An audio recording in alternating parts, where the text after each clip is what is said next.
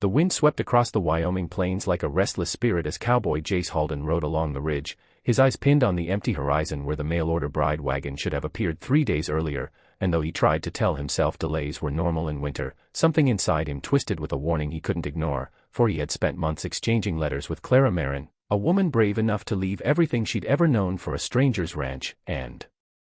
each page she sent carried a warmth he hadn't felt since his mother died, a small flicker of hope that maybe, just maybe, his loneliness had an end in sight.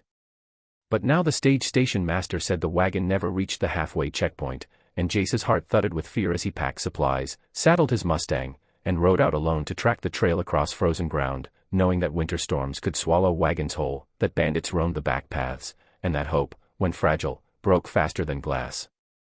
For miles he followed fading wool ruts, boot prints, and horse tracks until he reached a cliffside bend where the wind carried the scent of splintered wood, and his chest cinched as he spotted broken wagon boards scattered across the ravine floor below. He dismounted, knelt, and found Clara's travel brooch, one she'd described in her letters, half buried in the snow. Fear slammed through him. With shaking hands he climbed down the icy slope, calling her name, listening for any whisper of life, when he saw torn luggage, a smashed lantern, and the overturned wagon lying like a broken carcass. His heart pounded as he searched, pushing debris aside until he found tracks, drag marks, leading away from the wreck, as if someone had survived, crawled, or been pulled. Every breath turned to fire in his chest as he followed the trail into a narrow canyon where the snow was stained with drops of dried blood, and suddenly the winter silence felt too loud, too watchful. He gripped his revolver, moving slowly, praying she was still alive, that fate hadn't brought him love only to snatch it away. Around the bend, he found a torn scrap of dress fabric snagged on a sagebrush, green cotton with tiny embroidered flowers just as Clara described lovingly in her last letter. The canyon walls narrowed as he trudged deeper until he reached a small cave where faint smoke drifted upward, and inside he found signs of someone recently sheltering, ashes warm, a shawl folded, and footprints leading out the back exit where the snow grew deeper. His pulse raced because these weren't the prints of bandits, they were light, staggering, a woman's. That meant Clara had survived the fall, survived the cold, and kept moving even while wounded. The thought hit him like a blow, she was alive, fighting, waiting.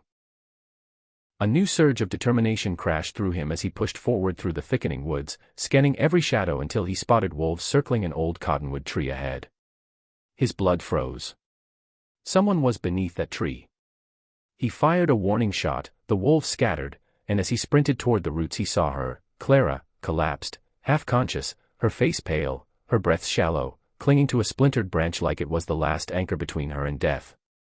Jace fell to his knees, wrapped his coat around her shivering body, and whispered, "Clara, I'm here, you're safe now," and when her eyes fluttered open, recognition sparked, and she breathed his name with a fragile smile that shattered something inside him. He lifted her carefully, carrying her against his chest, swearing to her and to the sky above that nothing, storm, bandit, wolf, or fate, would take her from him now. As he placed her on his horse and held her tight, guiding them back toward his ranch, the long night swallowed them, but for the first time in years, Jace felt a spark of purpose burning bright as a lantern inside him, a promise that this story had just begun, and viewers listening should subscribe to the channel because the journey ahead, of survival, courage, and love, was only growing stronger from here. Clara awoke in Jace Halden's cabin with the soft crackle of fire warming the cold ache in her bones, and though her body trembled with exhaustion, her heart steadied when she saw the cowboy seated beside her, head bowed in relief, his rough hands still holding hers like he feared she might vanish if he let go, and she whispered a weak thank you as memories of the wreck rushed back, the terrified horses, the sudden drop, the screaming wind, and the bandits who had shot the driver before the wagon fell. She had crawled out alone, bleeding, desperate, traveling for hours through snow, until her strength failed beneath that cottonwood, praying someone would find her before the wolves did. Now, as Jace laid a comforting palm on her forehead, she saw something steady and patient in his eyes, an anchor she never knew she needed, while he fed her broth and wiped the frostbite from her fingers with trembling care. Days passed as she healed in his home, learning the quiet strength of the cowboy who had written her such gentle letters, discovering he wasn't merely lonely but burdened with old grief, a ranch lost to storms, a brother taken by illness, and a life hardened by silence until Clara's words brought warmth back into it. As she regained strength, she explored the ranch, helping where she could, her presence like sunlight spreading through dusty corners. Jace found himself smiling more, talking more, opening doors inside himself he thought had rusted shut. One evening, as the golden light of dusk poured through the window, Clara told him how she survived the canyon, how she fought to stay alive because she believed someone, him, was waiting at the end of her journey, and Jace felt something in his chest unravel with emotion. But trouble wasn't done with them. One night the very bandits responsible for the wagon attack tracked her trail, hoping the valuables in the mail-order cargo had survived, men ruthless enough to shoot first and loot after. They surrounded the ranch at midnight, their torches flickering through the storm winds as they demanded Jace hand over the girl from the wreck, but Jace stood at the front door with a rifle in hand, Clara beside him despite her trembling legs, refusing to hide. In a tense standoff, bullets tore through the dark, sparks flying against the snow. Jace fought with unyielding fury, his determination fueled by more than duty. It was love now, fierce and unapologetic. Clara, refusing to stay useless, used her saved strength to ignite a signal flare, one used for winter emergencies, and the brilliant red light streaked through the sky, startling the bandits and summoning nearby ranchers who arrived armed, driving the attackers into retreat. When the smoke cleared and the danger passed, Jace turned to Clara with emotion shining through the grime and snow, realizing he'd nearly lost her twice, and that life was too short for unspoken words.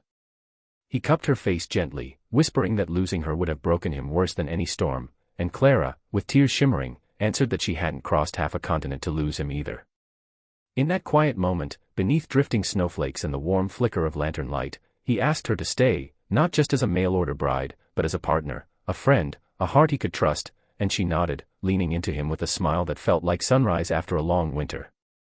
Their story became a legend on the frontier, a tale of resilience, fate, and two souls who refused to surrender to the cold, and as the fire crackled behind them, the narrator's voice of this video urges every viewer to hit the subscribe button, because more powerful ranch stories, more unforgettable journeys of courage and love, are waiting just beyond the next trail.